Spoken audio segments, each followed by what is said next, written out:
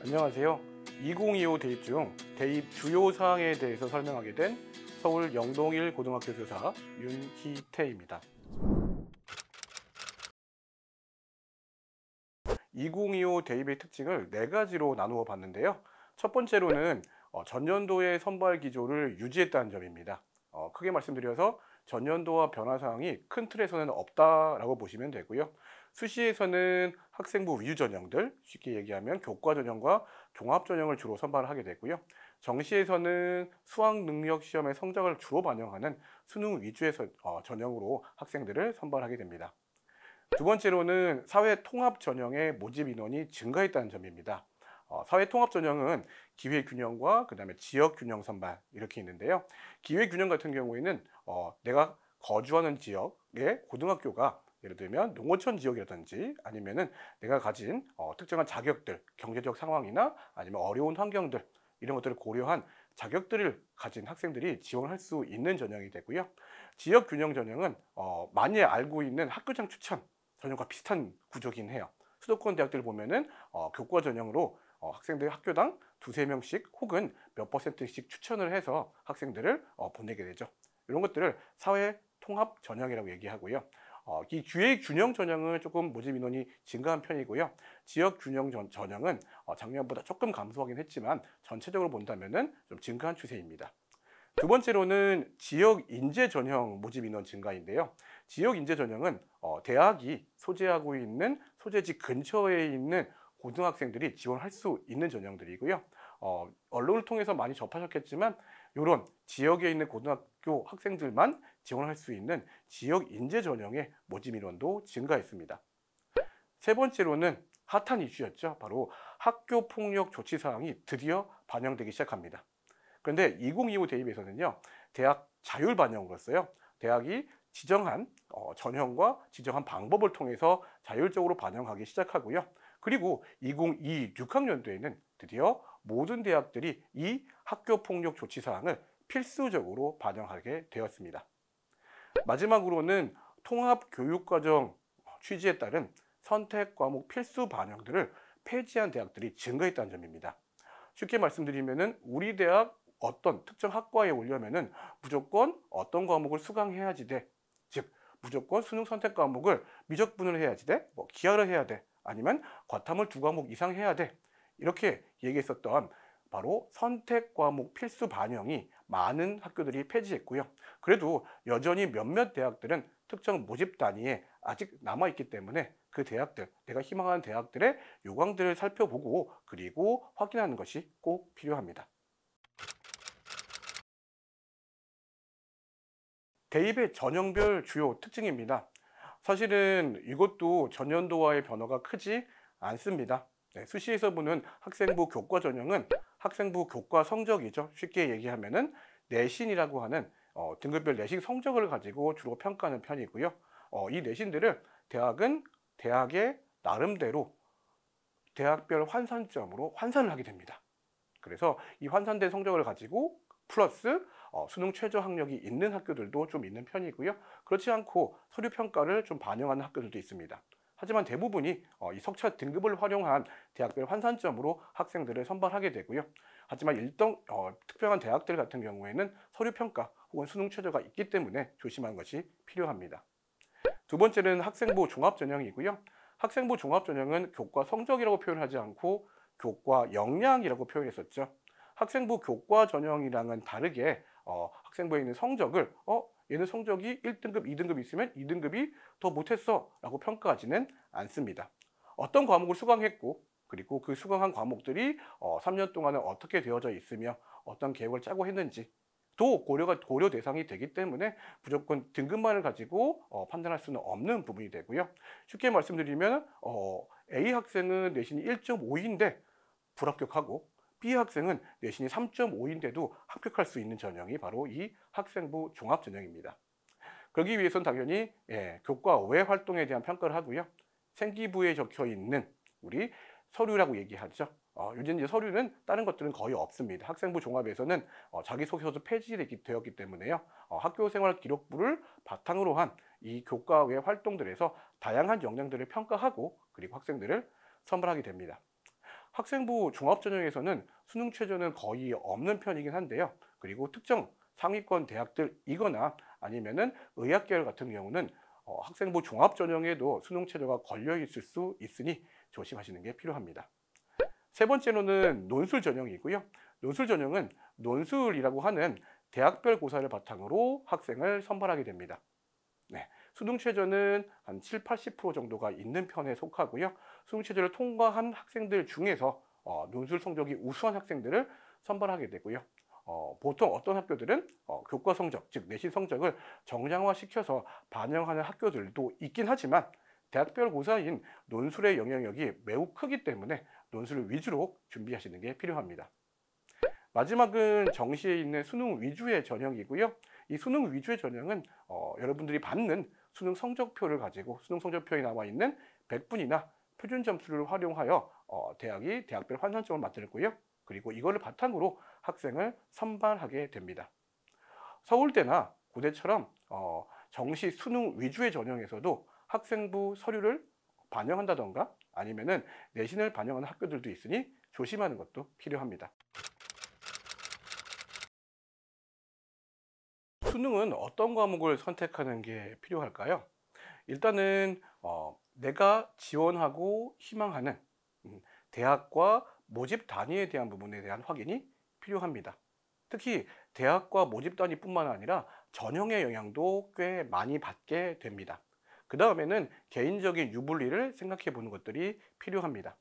첫 번째로는 수시 전형에서는 내가 지원하고 싶은 학교에 지원하고 싶은 모집 단위에 수능 최저 학력 기준이 걸려 있다고 한다면은 이 수능 최저 학력 기준에서 요구하는 선택 과목들을 살펴보는 것들이 꼭 필요합니다. 특히 수능 최저 학력 기준은 수치로만 2합4, 2합5 같은 수치로만 보는 것들이 아니라 몇몇 대학들은 어떤 선택 과목을 지정한 대학들이 있습니다. 그 대학들은 내가 만약에 2합4나 2합5를 맞췄다고 할지라도 지정한 과목들을 수능에서 보지 않는다면 떨어질 수밖에 없게 되겠죠. 그렇기 때문에 수시 지원에서 활용되어지는 수능 최저 학력 기준을 꼭 확인하시는 게 필요합니다. 두 번째로는 정시 같은 경우도 마찬가지입니다. 2025학년도 대입 같은 경우는 많은 대학들이 필수 반영 과목들을 폐지했지만 그래도 여전히 의학 계열이나 아니면 상위권 대학의 자연 계열 모집 단위 같은 경우는 특별한 과목을 응시해야 하는 응시 기준이 존재합니다. 내가 정시에 아무리 높은 점수를 맞아도 그래도 특정한 과목을 응시하지 않았다면 지원할 수 없는 모집 단위가 있으니 조심하는 게 필요합니다. 세 번째로는 수시 전형에서는 우리가 최저 학력 기준을 판단할 때 등급을 가지고 판단합니다. 그렇기 때문에 등급을 기준으로서 나는 어떤 과목을 선택해야 할까? 어떤 과목에 좀 더 신경 써야 할까? 이런 식으로 생각하는 게 필요합니다. 우리는 3학년 때 올라가면은 3월부터 시작해서 그렇죠? 10월까지 다양한 모의평가와 학력평가를 치르게 됩니다. 이 모의평가와 학력평가에서 내가 우수한 영역에 있는 등급들을 잘 맞출 수 있어야지 수능 최저 학력 기준을 맞출 수가 있고요. 그렇기 때문에 수시 전형에 있는 수능 최저 학력 기준은 등급을 보고 즉 내가 모의고사 그리고 학력평가에 나오는 이 등급들을 가지고 목표를 세우고 준비하는 것이 필요합니다. 마지막으로는 정시 전형입니다. 정시 전형은 주로 표준 점수와 100분위를 활용을 합니다. 등급을 반영하는 대학들이 있긴 한데요. 정말 극소수가 되고요. 그렇기 때문에 정시 전형에서는 표준 점수와 100분위가 높게 나오는 과목을 위주로 선택을 하는 게 필요합니다. 사실은 학력평가, 모의평가 같은 경우에는 표준 점수는 수능과는 좀 차이가 있는 편입니다. 표준 점수는 모집단의 성격에 따라서 좀 편차가 크기 때문에요. 우리가 상대적 위치를 100분위 점수로 환산한 이 100분위 점수를 가지고 나 이 과목이 좀 더 우수하네. 이 과목의 역량이 우수하다. 아니면 이 선택 과목이 좀 더 낫다를 판단하고 그 과목을 중심으로 공부하는 것이 필요합니다. 특히 정시 전형에서는 9등급처럼 9단계로 나뉘는 것이 아니라 더 많은 단계로 나뉘어져 있기 때문에 1점이라도 더 받을 수 있도록 최선을 다하는 것이 필요합니다.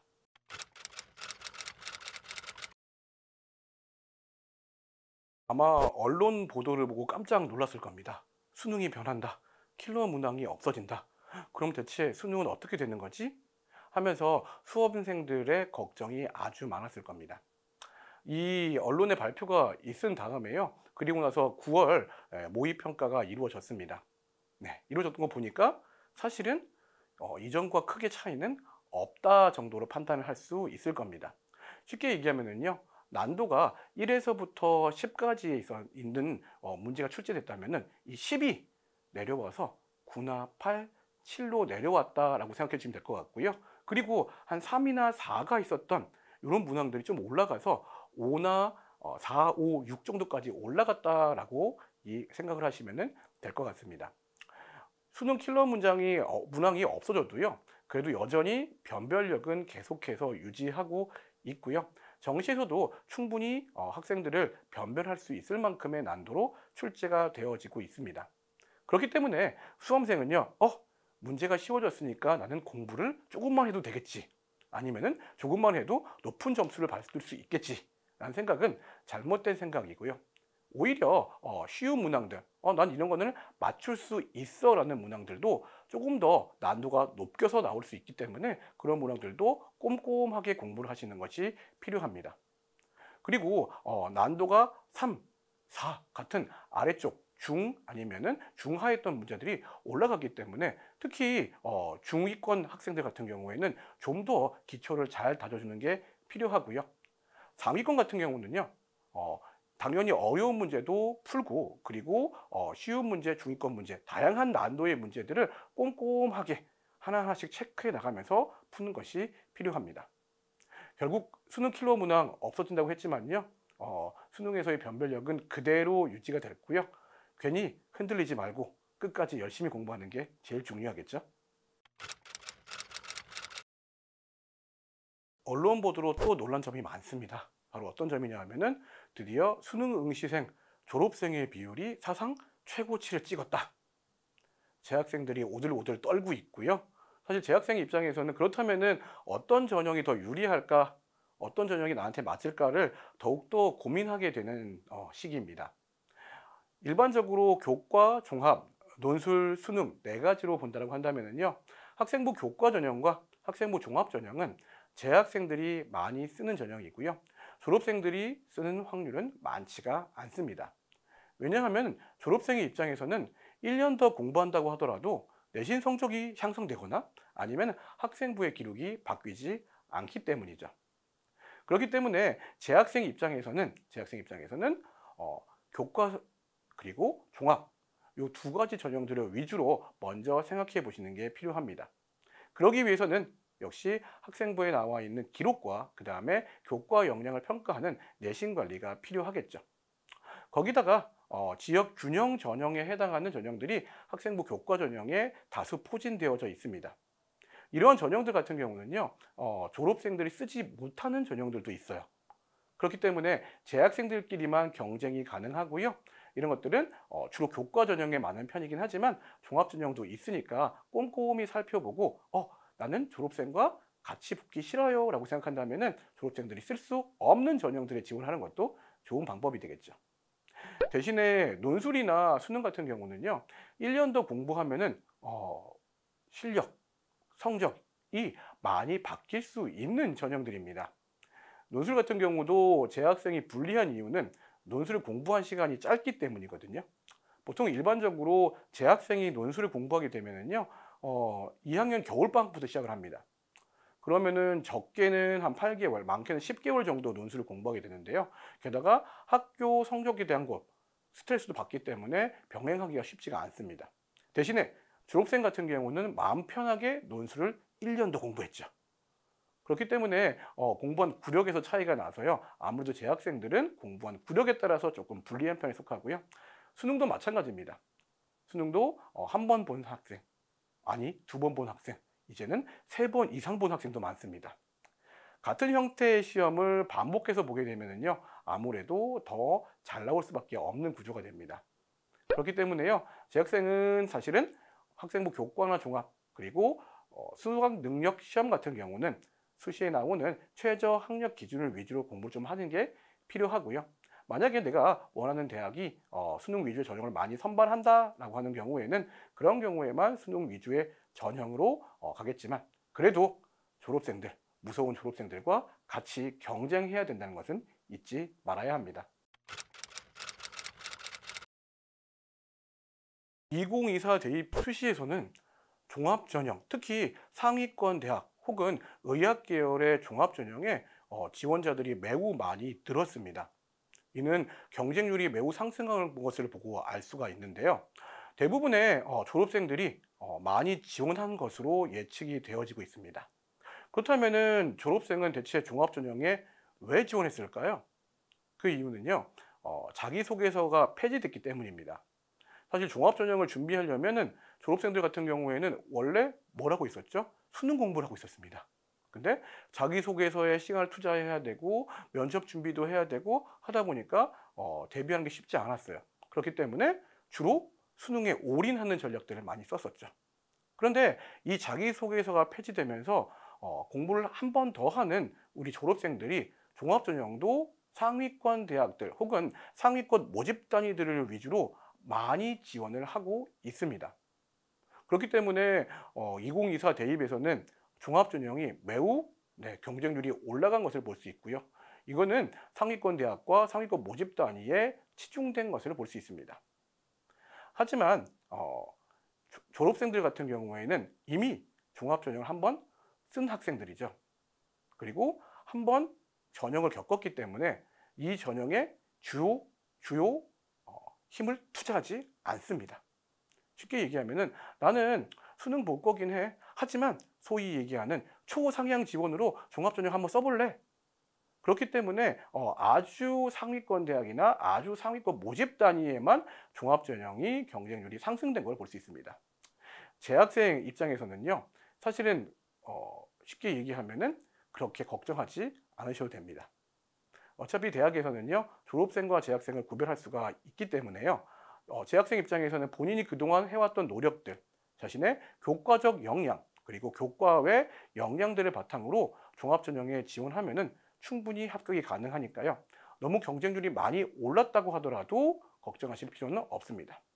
대신에 지원하는 대학의 범위를 좀 넓힌다던가 아니면은 지원하는 모집 단위들을 좀 넓게 생각을 해서 다양한 학교 그리고 다양한 학과들에 지원해 보는 것이 필요합니다. 아무리 졸업생이 종합전형을 많이 지원한다고 하더라도요, 역시 종합전형은 재학생들이 좀 더 유리합니다. 3년 동안 준비해 왔었던 종합전형을 꼭 한번 지원해 보는 것도 재학생 같은 경우는 수시에 합격할 수 있는 지름길이 될 겁니다. 지금까지 2025학년도 대입 시행 계획을 바탕으로 분석한 대입정보 119를 바탕으로 설명을 드렸습니다. 부디 이 강의가 수험생 여러분들이 성공적인 대입을 위한 계획을 세우는 데 큰 도움이 되었으면 좋겠습니다. 감사합니다.